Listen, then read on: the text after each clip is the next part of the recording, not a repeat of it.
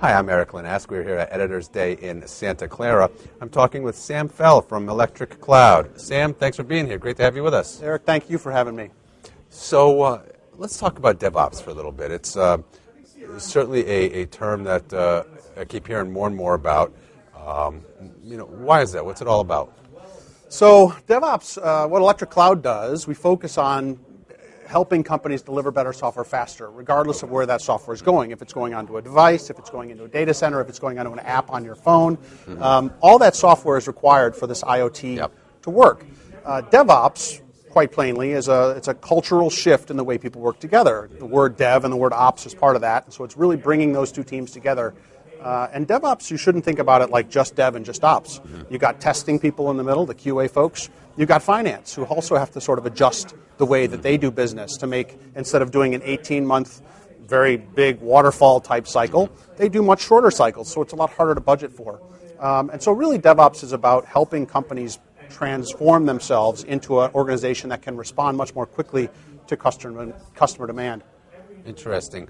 And I imagine that comes with both its benefits and its risks.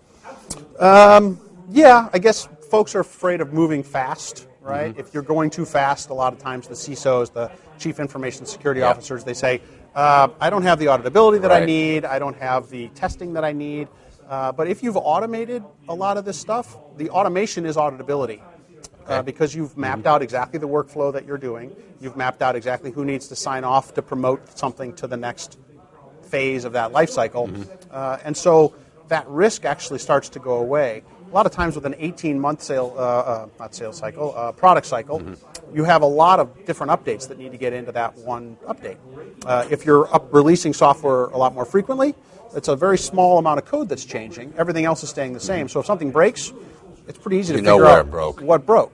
And so getting people into that mindset where going fast is actually safer is really one of the things that we're trying to help impress upon the market. So speaking of, talk to me about where Electric Cloud fits into this paradigm. Great. So DevOps as a cultural phenomenon, right? There's a lot of transformations going on in very large companies. It's supported by automation, which is a solution that we provide. Electric Flow is a DevOps automation solution that helps folks deliver that better software faster across all the different channels that they have to. But in addition to that, there's a lot of learning and there's a lot of sharing. And we were talking about this earlier, the collaboration that has to happen in order for people to learn about it. People can't just one day decide that it's okay to go fast. They need to have examples, people who have braved the trail and said, yes, this is something that we're doing and we're successful with it. So what we do in conjunction with a fellow named Gene Kim, who wrote a book called The Phoenix Project, it's all about DevOps. If you haven't read it and you care about DevOps, it's definitely something you should read. But we sponsored a show with him. It was just a couple weeks ago, the DevOps Enterprise Summit. Sold out for the second year in a row. Twice as big, and we still sold it out.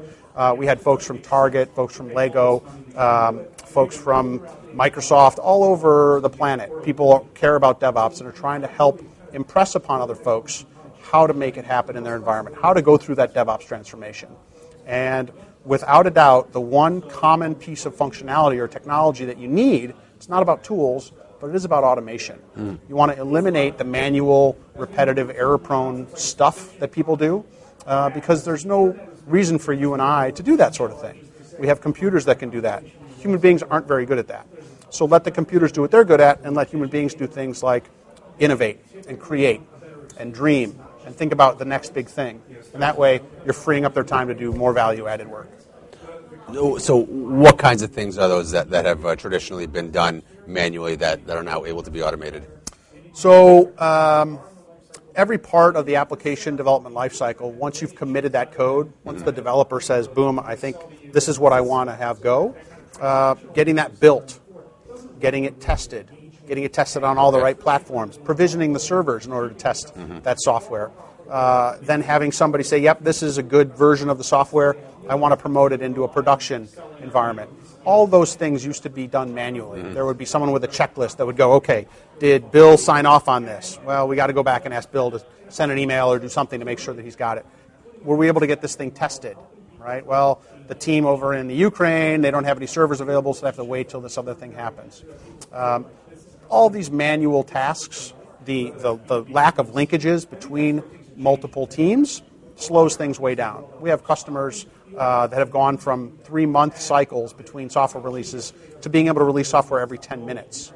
And so when you start thinking about that, I mean, when you're working on a document with a colleague of yours and you have a deadline of Friday, if you each only get one chance to work on it, it's not going to be a great document, right? But if you work on it, then I work on it, then you work on it, then I work on it, if you get 20 iterations in there, you're going to polish it all up. There's going to be no spelling errors. It's going to be beautiful.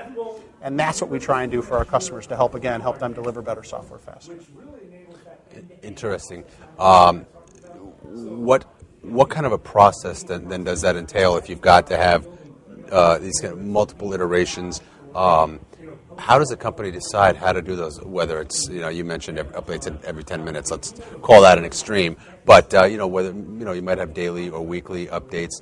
What goes into determining how those updates then are conceived and in what order they might be done? Are there priorities that have to be determined? Yeah. So the end goal of continuous delivery, so DevOps allows for continuous delivery. It's getting those folks to work together more closely and automate everything. When you've sort of achieved continuous delivery, the idea at that point is to allow the business to decide when they want to release something. Okay. So you and I are working on a document. We can keep iterating on it until the cows come home, until finally one of us says, this is exactly what I want to deliver to whomever, to the market, to a partner, to a whatever. And so it really becomes a lot less about the technology of it and a lot more about the business pressure that you're seeing. Companies that aren't able to release software updates more quickly find themselves farther and farther behind on the evolutionary curve, if you will, of software. And so giving business people the ability to push the button and say, this is great, I know it's tested, I know it works. Maybe it doesn't have every single feature that I want in my 18-month plan, but it's got plenty of features that is going to beat my competition. So I'm going to go ahead and publish that now. And the operations people who now are receiving that software, they know exactly all the steps that it's gone through, the rigor that it's gone through in an audible way, so that they can say very confidently, yes, I can put this in production. I'm not afraid of it bringing down our entire infrastructure. What impact does that have on the user community? When you've got multiple iterations of an app that have to be updated, what's the thought process there? Is there I wonder if this app is any good. If they have to keep updating it, I wonder if we continue to use it. And certainly there's a difference on the consumer and on the enterprise side. Right. That constant updating, it's got to play a role, psychologically for the user. Yeah, that's a really good point. And you nailed it with the consumer side of things, right? You have your phone set up. I've set mine up to now automatically update all my apps all the time because I don't want to have to go in there and do it. But I know every time I update the app, it's going to be providing me more value. And so making that mental transition as a business to be able to say, as long as there's zero risk involved in consuming that application, that new application, why wouldn't I want to get the new value from that update? So continuous delivery doesn't mean you're always updating the software. It means that you're always ready to. Right.